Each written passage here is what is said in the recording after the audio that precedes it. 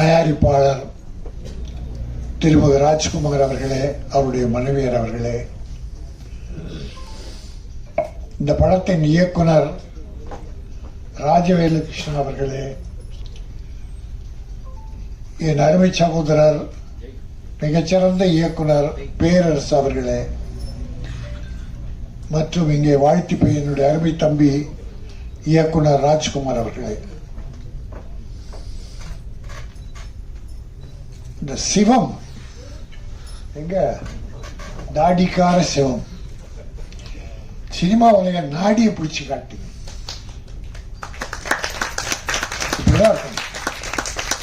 இதைத்தான் வலியுறுத்திட்டு வரேன். 15 வருஷமா இதைத்தான் வலியுறுத்தி வரேன். திட்டமிடல், சிக்கனம். சினிமாவில் எவ்வளவு சிக்கனம் படுத்தணும். நான் இந்த சால்வை போட்டுக்க மாட்டேன்ட்டேன். அது கூட வேஸ்ட். ஏன்னா தயாரிப்பாளர் பணம் போட்டுட்டா எடுக்கிறது பெரிய கஷ்டமா இருக்கு, திரும்பி வர்றதே இல்லை. நூற்றுக்கணக்கான தயாரிப்பாளர் காணாம போயிட்டாங்க. வல்சவாக்கம், சாலிகிராமம், காபிஸை பாருங்க. போன வருஷம் படம் எடுத்த யாராவது இப்ப இருக்காங்க பாருங்க. ஏறக்குறைய இந்த 2-3 வருஷத்துல ஒரு 300 படம் கிட்ட எடுத்தவங்களே காணும். ஆனா தம்பி சொன்ன மாதிரி திட்டமிட்டு வீண் செலவுகள் செய்யாம தேவையான அவசியமான செலவு செய்யணும். சினிமாவுக்கு சில அவசிய உயிர் பிரச்சனைகள் இருக்கு, அது வேணும். அதாவது 25 நாள்ல படத்தை முடிச்சேன்னாங்க, மிகப்பெரிய விஷயம். 40 நாள் போறதெல்லாம் வேஸ்ட். நான் உதாரணத்துக்கு சொல்றதா, ராமநாராயணன், பசி துரை 28 நாள் 25 நாள் தான் படம் எடுப்பாங்க, 100 நாள் போடும். ராமநாராயணன் படம் 25 நாள்ல ஷூட் பண்ண படங்கள்லாம் 70-80 படம் 100 நாள் ஓடி இருக்கு. அதனால் நாள் முக்கியம் இல்லை, திட்டமிட்டு செலவினங்களை குறைத்து தேவையான செலவு செஞ்சு நடிகர்கள், தொழில்நுட்ப கலைஞர்கள் அத்தனை பேரையும் அற்புதமா பாராட்டணும். அத்தனை பேரும் நன்றி உணர்வோடு பாராட்டினார். அந்த டீம் முடியும் போது அந்த மனசுல வாழ்த்து வரணும். மகிழ்ச்சியா எனக்கு இவ்வளவு உதவி பண்ணாங்க எல்லாரும், என் சகோதரர்கள். ஏன்னா இது ஒரு கூட்டு முயற்சி தான் சினிமா. தனிப்பட்ட யாருடைய முயற்சியும் இல்லை, வெற்றியும் இல்லை. இப்பெல்லாம் கதாநாயகர்களுக்காக கொண்டாடிட்டு இருக்காங்க. கதாநாயகர்கள் வெற்றியே கிடையாது, ஒரு இயக்குனர் தான் வெற்றி. இயக்குனர் மனசு வச்சாதான் கதாநாயகனை உருவாக முடியும். ஒரு இயக்குனர் மனசு வச்சா கதாநாயகன் க்ளோஸ் பண்ணிடலாம். அதுல இந்த தம்பி, இந்த படம் ட்ரெய்லர் பார்த்தோம். இது ஒண்ணு சின்ன பட்ஜெட் மாதிரி இல்லை, நிறைவா இருந்தது, மனம் நிறைவா இருந்தது. இப்படி நாங்க ரொம்ப, நானும் பேரரசு, உதயகுமார்லாம் நிறைய கலந்துக்கிறோம். இப்படி சில படங்கள் தான் அரிதாக, அதாவது மனம் விட்டு வாழ்த்துதல் ஒண்ணு, ஆத்மார்த்தமா வாழ்த்துறது ஒண்ணு. இந்த படம் ஆத்மார்த்தமா வாழ்த்த வச்சிருச்சு. கேமரா, பியூட்டிஃபுல் கேமரா, மியூசிக், ரே ரெக்கார்டிங், பிரம்மாதம், எடிட்டிங், மொத்தத்தில் டைரக்டர் எல்லாரையும் வேலை வாங்கியிருக்காரு. இந்த தூவல் ஒரு படம் சொன்னார், இப்போ நல்லா போயிட்டு இருக்கு, பிஎன்சியில் போகுது, சரி ஏ சென்டர் தியேட்டர் கிடைக்கலன்றாங்க. அது ஒரு கேவலம் இந்த நாட்டில். டப்பிங் படம் புஷ்பான்னு ஒரு படமா, அதுக்கு ஒரு 500 தியேட்டர் கொடுக்குறாங்க. என்ன தமிழ் படம் எதுக்காக எடுக்கிறோம்? எத்தனை புஷ்பாக்கள் வந்து உங்களை காப்பாத்திரும்? தமிழ் படங்களுக்கு முக்கியத்துவம் கொடுங்க. நான் 2 விஷயத்தை வலியுறுத்துவது உண்டு. ஒன்று, தமிழ்நாட்டில் தயாரிக்கப்படுகிற கைத்தறி கதர் ஆடைகளை அணியுங்கள். அதோட நம்முடைய நெசவாளிகளின் குடும்பங்கள் வாழ பயன்படும். இதை நான் போட்டுக்காத காரணம், இது ராஜஸ்தான் சூரத்தில் தயாரிக்கிற ஒரு ஜிகினா. சினிமாவில் நிறைய ஜிகினாக்கள் இருக்காங்க, ஷோ காட்டுறோம் நிறைய இருக்காங்க. அந்த ஷோலாம் நமக்கு வேண்டாம். ஒரு சால்வை, பூச்செண்டெல்லாம் வேண்டாம். சிம்பிளா ஒரு கதர் ஆடை, இந்த கைத்தறி ஆடை அது அணிவிங்க, அது தமிழ்நாட்டுக்குரியது. கிடைக்காத போது நம்ம வேற மாநிலம் போகலாம். அதே போல சிறப்பாக நடித்த நம் நடிகைகள் பிரமாதம் பண்ணியிருக்காங்க. தமிழ் இதில் என்ன பிடிச்சதுன்னா தமிழ் நடிகர்கள். முதல்ல தமிழ் நடிகர் நடிகை தேடுவோம். கிடைக்காத பட்சத்தில் நமது சகோதர நாடான ஆந்திரா, கர்நாடகா, கேரளா கிடைச்சா பார்ப்போம். இதுலயும் கிடைக்கலன்னா அப்புறம் அந்த இந்திக்கு போங்க. இந்திக்கு போனா அங்கிருந்து அதுக்குன்னு ஒரு செலவு, 3 ஸ்டார் ஹோட்டலு, அதுவே பாதி படத்தை விழுங்கிடும். அதனால நம்முடைய தமிழ்நாட்டில் உள்ள நடிகர்கள், டெக்னீஷியன்ஸ் முதல்ல அவங்களுக்கு வாய்ப்பு, அவங்கள வாழ வைப்போம். அவங்க நன்றியோடு நினைப்பார்கள். அதனால இது ஒரு கிரைம். எல்லாம் இருக்கு, எல்லாமே இருக்கு. அதனால் இந்த படம் நிச்சயம் வெற்றி பெறும். இன்னைக்கு சின்ன படங்கள்லாம் மிகப்பெரிய வெற்றி பெற்றுட்டு இருக்கு. லப்பர் பந்துன்னு ஒரு படம் யாருன்னா கேள்விப்பட்டீங்களா?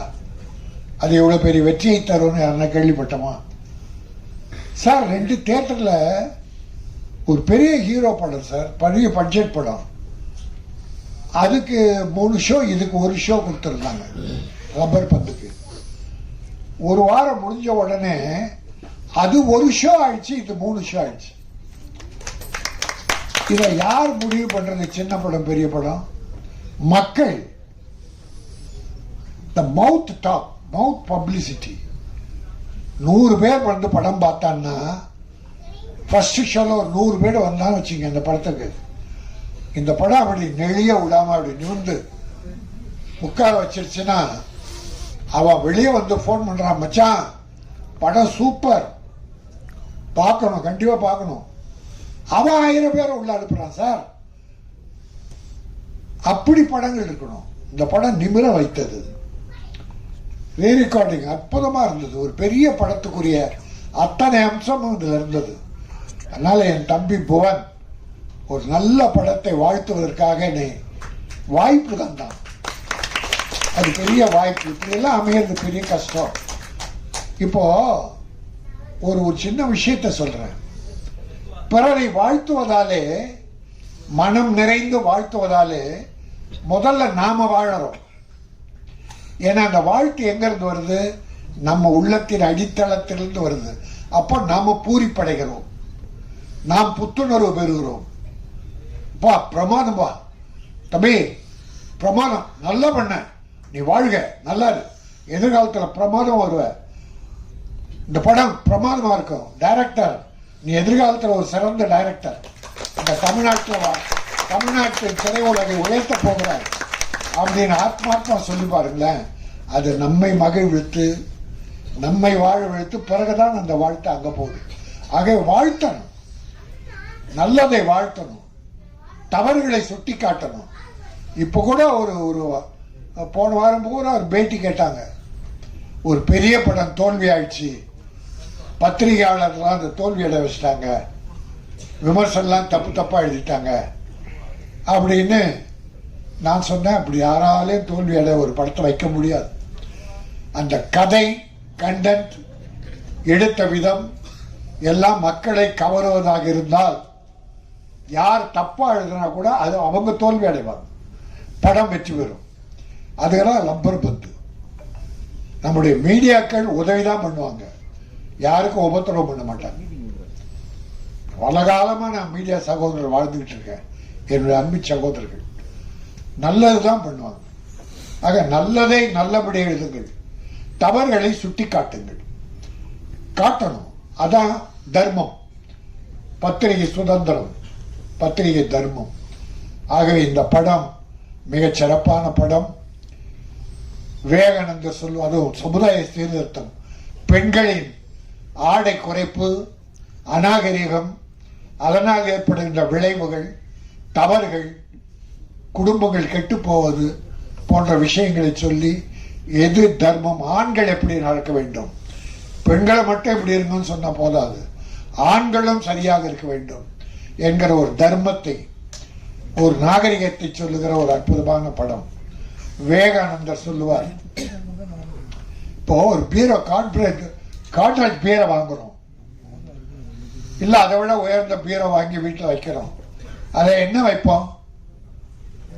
செருப்பு, தொடப்பக்கட்டை, அந்த குப்பை காய்தெல்லாம் பீரோவில் வைப்பீமா? பட்டு புடவைகள், தங்க நகைகள் போன்ற உயர்ந்த பொருளைத்தான் அந்த பீரோவில் வச்சு பத்திரப்படுத்துவோம். அதே போல மனம் என்பது ஒரு விலை மதிக்க முடியாத ஒரு பீரோ. அந்த மனம் என்கிற ஒரு அற்புதமான பீரோவில் நல்லவைகளை மட்டும் சேர்த்துக் கொள்ளுங்கள். குப்பைகளை தூக்கி போட்டுருங்க, குப்பையை போடாதீங்க. அது விவேகானந்தர் சொல்றார், நீ எப்படி இருக்க வேண்டும்? நீ பூவாக இருக்காதே, செடியாக இருந்த. ரோஜா காலையில பூக்கும், தாய்மார்கள் பறித்து மாலை தலையை சூடுவார்கள், மாலையில் வாடிவிடும், பூவை தூக்கி போட்டுருவாங்க. ஆனா செடியை போட முடியுமா? செடி பூத்துக்கொண்டே இருக்கும். அதை போல மனிதர்கள் பிறருக்கு உதவி செய்து கொண்டே இருக்க வேண்டும். நாம் முதல்ல நல்லா இருக்கணும், நாம் நன்றாக இருந்து பிறரை வாழ வைக்க வேண்டும். இதுதான் மனித தர்மம், மனித நேயம், மனிதாபிமானம். ஆகவே இந்த அத்தனையும் இந்த தயாரிப்பாளரும் அவர்கள் மனைவியும் ஒரு நம்பிக்கையோடு வந்திருக்கிறார்கள். அவர்கள் காப்பாற்றப்படுவார்கள். இந்த பணம் வெற்றி பெறும். படம் வெற்றி பெற்று பணம் வந்தால் மீண்டும் படம் தான் ஆரம்பிப்பார்கள். ஆகவே தயாரிப்பாளர்கள் வாழ வேண்டும். நீங்கள் எல்லாம் உதவியாக இருக்க வேண்டும். இந்த குழுமத்திற்கு, இந்த டெக்னீஷியன்களுக்கு, நடிகர்களுக்கு, இயக்குனருக்கு, தயாரிப்பாளருக்கு எல்லோருக்கும் என் ஆழ் மனதிலிருந்து வாழ்த்துக்களையும் வணக்கத்தையும் கூறி வாழ்க வாழ்க வாழ்க.